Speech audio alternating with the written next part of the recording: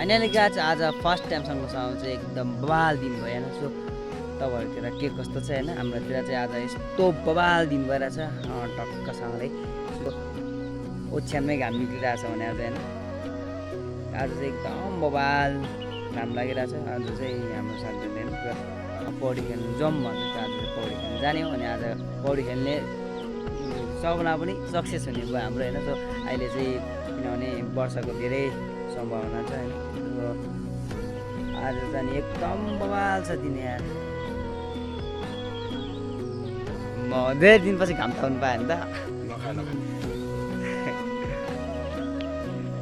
So weight guys एकदम बवाल छ। तर यो हल्का आकाश कुहिरोले काम बिगारेको थियो यार।